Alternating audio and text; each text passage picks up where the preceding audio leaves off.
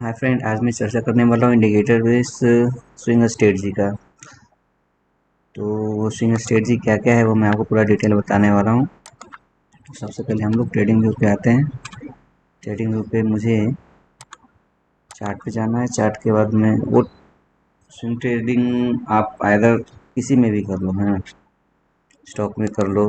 But आज मैं आप बताने वाला हूँ ऑप्शन राइटर के रेस्पेक्ट में, है ना। तो ऑप्शन राइटर किस तरह से स्विंग ट्रेडिंग मतलब कर सकता है उस पर मैं बताने वाला हूँ। तो मैं बैंक निफ्टी का लेता हूँ।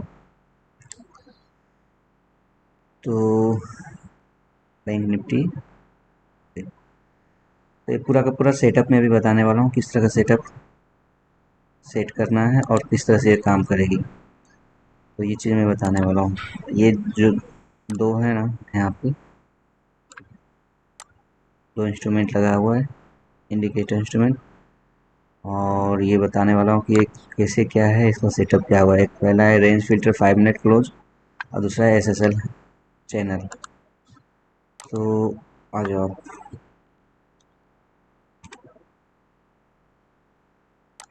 इसकी अच्छी खासी एक्यूरेसी है, तो आप इसका फॉरवर्ड टेस्ट कर सकते हो और पेपर ट्रेड करो 1 महीने 2 महीने तक। उसके बाद आप इसको जो है कैरी फॉरवर्ड कर सकते हो ट्रेड में। तो हम लोग सबसे पहले यहाँ पे आते हैं। इंडिकेटर में यहाँ पे लिखेंगे रेंज फिल्टर, और ये range filter by and self 5 minute है ना। इसको आपको सेलेक्ट करना है। तो इसको सिलेक्ट करने के बाद इसका सेटिंग क्या होगा मैं आपको वो बता देता हूँ। इस पर सेटिंग में देखो क्या क्या है। इनपुट तो क्लोज 110 3 है ना, 103 रहेगा। और स्टाइल में सभी को अनचेक कर देना है, सिर्फ दो ही रहेगा इसमें टिक किया हुआ, बाई सिग्नल से एक सिग्नल, और नीचे के लेवल जो उसके प्राइस लेवल होंगे वो। उसके बाद इसको ओके कर दो और विजिबिलिटी में सभी okay okay as it is ही रहने वाला है। दूसरा SSL है। SSL का आप देखो, इसको बनाने वाले हैं एरविन बेकर्स, है ना, 21683 अभी है इसका। तो इसको आप सेलेक्ट कर लेना। इसको सेलेक्ट करने के बाद इसका सेटिंग में दिखा देता हूँ। 10-10 का रहेगा पीरियड, और स्टाइल एज इट इज ही रखना और विजिबिलिटी भी सेम रखना।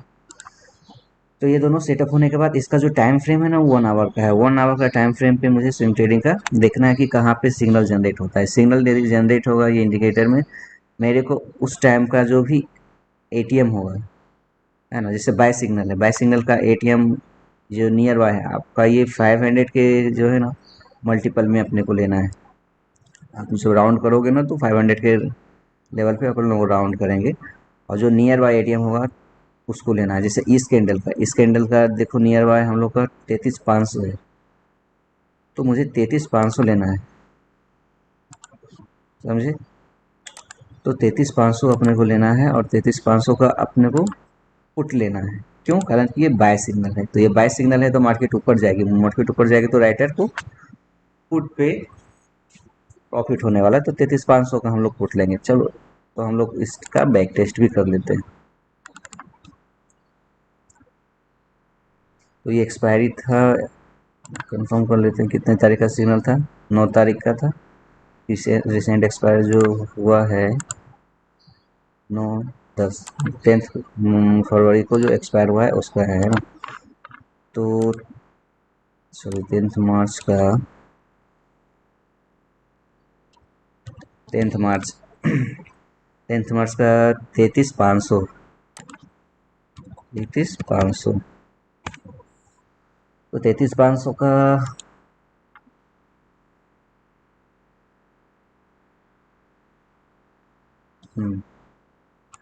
पुट का हम लोग देखेंगे कहाँ पे एंट्री मिली होगी। 9th को क्या हुआ होगा।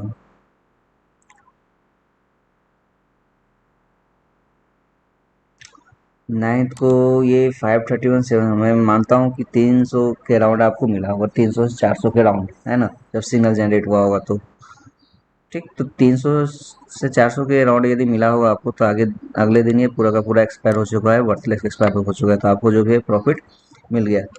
इसके कुछ कंडीशन ये है कि यदि आपके वीकली, यदि वीक में दो आएगा कभी ऐसा भी हो सकता है कि ये एक्चुअली ये मोमेंटम इंडिकेटर बेस पे है। तो ये मोमेंटम इंडिकेटर है, तो ये मोमेंटम इंडिकेटर होता क्या है ना, कभी यदि दो सिग्नल जनरेट हुआ यदि ने भी, तो एक का आपका एसएल हिट होगा, डेफिनेट सी बात है, और दूसरा आपको प्रॉफिट देगा। हाँ, सेम टाइम नहीं होगा।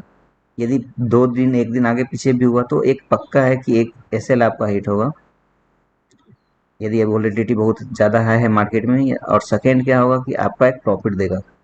अब जैसे यहाँ की बात अब देख लो, यहाँ की बात 25 फेब में और 2 मार्च में, हाँ 25 फेब, ठीक है, यहाँ पे दो सिग्नल जनरेट हुआ है विद इन ए वीक। तो आपको यहाँ पे देखो इस रेंज में क्या हुआ होगा वो दिखा देता हूँ। इसका एक्सपायरी 3 मार्च, हाँ 3 मार्च को हुआ है। तो अपने को इसमें पे एसएल जो है ना, आप एक प्राइस वाइज रख लो या प्रीमियम वाइज, जो भी रखना है उस हिसाब से रख सकते हो। यदि आप हेज करके चलते हो तो प्राइस वाइज रखो, बेहतर है। कारण कि यदि गैप अप गैप डाउन हुआ तो आपके वो एक लॉस में रहेगा तो एक प्रॉफिट में रहेगा। यदि आप कॉल राइट करते हो तो कॉल बाय भी करोगे ना, यदि गैप अप हो गया मार्केट, तो आपको एक जो कॉल बाय है, आपका जो हेज पोजीशन है वो प्रॉफिट देगा। और वहाँ पे आप यदि आप प्रीमियम वाइज रखोगे ना, तो प्रीमियम वाइज में आपको फिर वो प्रॉब्लम होगा कि आपका एक एसएल हिट हो जाएगा। ठीक। यदि आप प्राइस वाइज रखते हो तो प्राइस वाइज में आप रिटेन रख सकते हो और रह सकते हो मार्केट, कारण कि एक आपको प्रॉफिट रहेगा, एक आपका लॉस रहेगा। तो 10 फेब का हम लोग 3 मार्च का देख लेते हैं। 3 मार्च का, तो यहाँ पे जब बाय सिग्नल आया तो बाय सिग्नल इस समय स्ट्राइक प्राइस कितना पे था, दिस इज नियर बाय 36,300, 500, चलो 36,500 पे लेते हैं ना। जैसे 36, सॉरी 36,500 और 36,000 भी ले सकते हैं, लेकिन 36,500 ले, 36,500। हाँ, पहले तो बाइक का सिग्नल आया, तो बाइक के सिग्नल पे हम लोग देखते हैं, और 25 तारीख को आया था। ठीक, 25 तारीख को 36,500 इसका प्रीमियम। तो मैं मानता हूँ कि आपका ये 500 के नियर बाय, आपका 500 600 जो भी है, मुझे मैं एक्सपेक्ट कर रहा हूँ बराबर ना, कारण कि वो लाइव मार्केट में इसका हमेशा चेंज होते रहेगा। मैं तो हाई ओपन क्लोज और लो का जो है ना, इसका मैं कॉम्बिनेशन ले रहा हूँ। तो मैं आशा करता हूँ कि 500 से 600 या फिर 700 के राउंड आपका एंट्री मिला होगा। चलो मैं 800 मानता हूँ, है ना। 800 के राउंड आपका एंट्री मिला होगा। अगले दिन यदि आपने ठीक इसको हेज करके रखा होगा, तो यहाँ पे आपका मान लो कि एसएल हिट हुआ, मैं मानता हूँ एसएल हिट हो गया आपका। ठीक, एसएल हिट हो गया आपका, ये मतलब ये ट्रेड एसएल हिट हो गया। ठीक, तो अपने को कुछ नहीं करना है, वेट करना है नेक्स्ट सिग्नल का कि कब आता है। तो ये सिग्नल आया 2 मार्च को सेल का। 2 मार्च को जो सिग्नल आया सेल का, ये इसका एटीएम कितना होगा आप देखोगे तो 35,500 के राउंड बराबर, 35,500। ये तो मैं एक हाईली वोलेटाइल मार्केट का मैं बता रहा हूँ कि इसमें ये चीज़ हो सकता है, जब आपकी मार्केट सिनेरियो यदि थोड़ा सा भी फेवरेबल होगा, मतलब कि हाई वोलेटिलिटी यदि लो रहेगा, तो आपको कोई दिक्कत नहीं होने वाली है। फिर भी इसके एक्यूरेसी आप देखना। ये चलो आपने वहाँ पे प्राइस वाइज में 30%, 3,000 का आपने एस एल दिया वहाँ पे, है ना। 200 पॉइंट में बोलता हूँ, 5,000 का आपने एस एल दिया, 5,000 का आपने एस एल दिया। यहाँ पे 2 मार्च को आपको एंट्री यहाँ पे कितनी मिल गई होगी, 600, 491, 400, मैं मानता हूँ कि 300 के राउंड क्लोज 341 पे हुआ। ये आपको एंट्री कुछ नहीं तो 400 से 500 के बीच में आपको मिला होगा। आपने 200 लॉस दिया और यहाँ पे आपका ये प्रॉफिट मिल गया। ठीक, चलो अब आगे देखते हैं इसका बैक टेस्ट।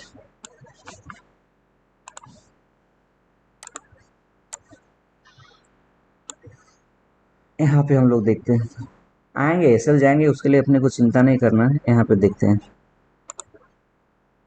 एक सिग्नल हुआ 15/5 को, सेकेंड सिग्नल हुआ 17/5 को।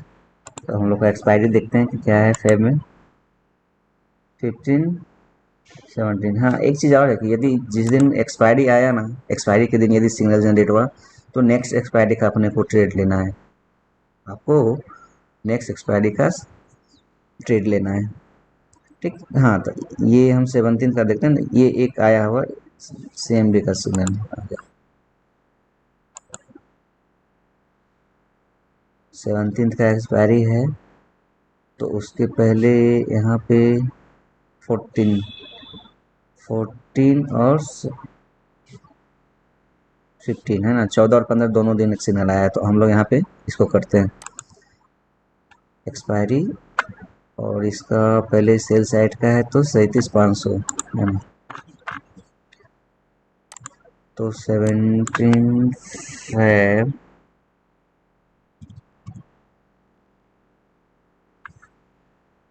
ठीक, ओके डन। कितना था, 37,500, 37,500 का सेल का सिग्नल आया था, और देखना है, आ जाओ।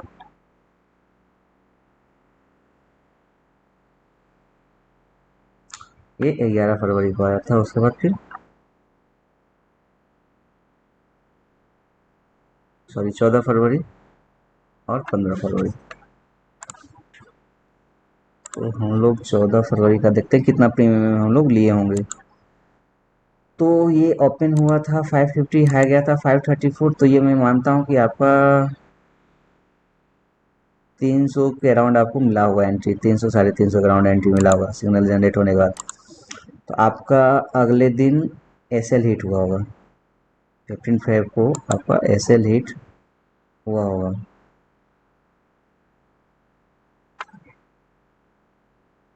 है ना, आपका SL हिट हुआ होगा, डेफिनेटली SL हिट हुआ।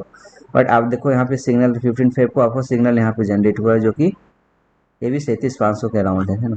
तो 37,500 का पुट देख लेते हैं, 37,500 के पुट में उस दिन क्या हुआ। यहाँ पे आपका 200 लॉस हुआ,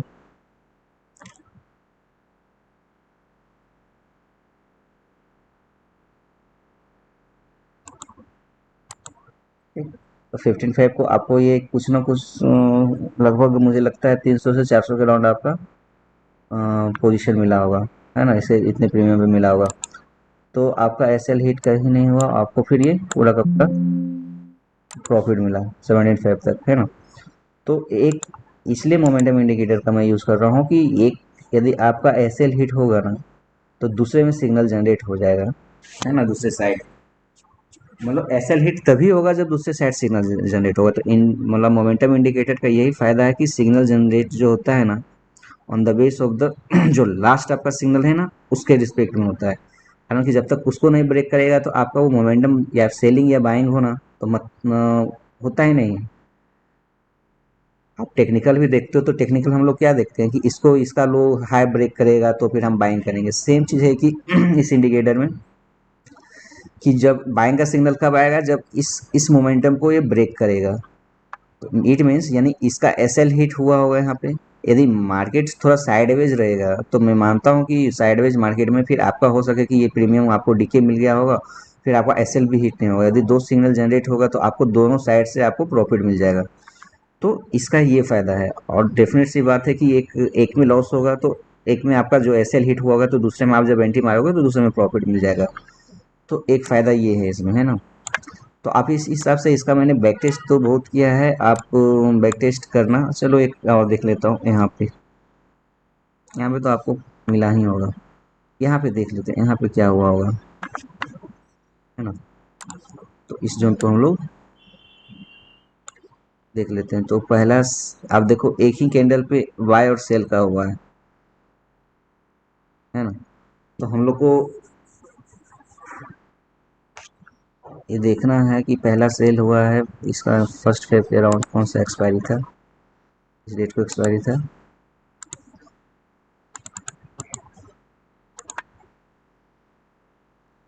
3 फेब को एक्सपायरी था, है ना। चलो,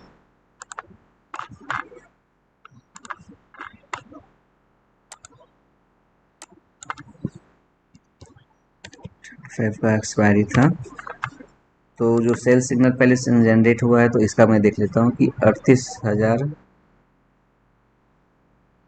सिक्योर लेते हैं तो 38,000 के अराउंड आपका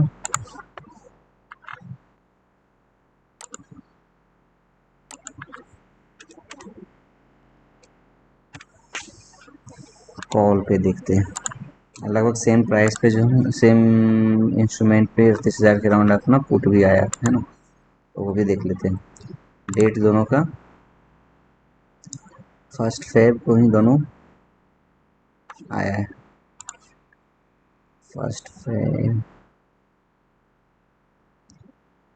अब कॉल का देख लेते हैं। कॉल का एंट्री 700-800 के अराउंड आपको मिला होगा। अगले दिन आपका सेम डे आपका एस एल हिट हुआ है ना, ठीक, आपका same day S L hit हुआ होगा। अब हम लोग इसको पुट पे देख लेते हैं।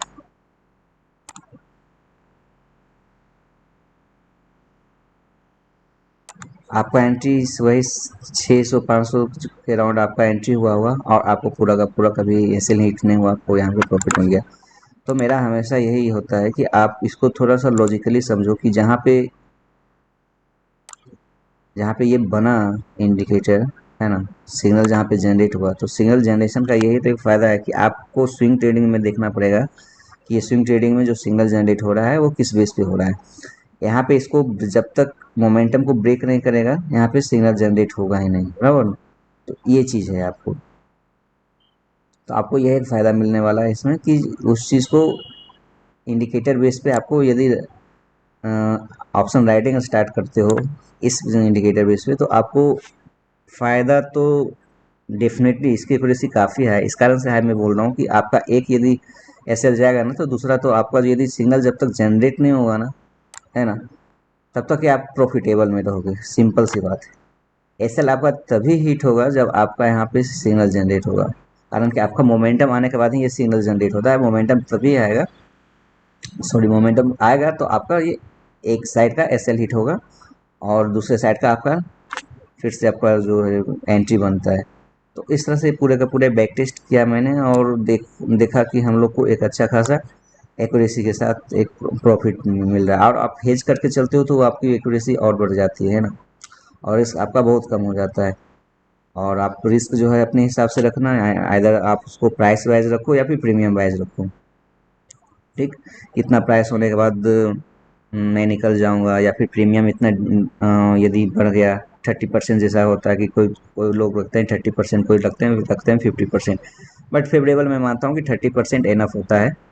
प्रीमियम यदि आपका बढ़ गया, यदि 600 पे लिया और 800 हो गया तो आपका एस एल लेट हो गया, ये भी एक रूल होता है। तो जैसे भी आपको अच्छा लगे उस बेस पे आप उसको कर सकते हो।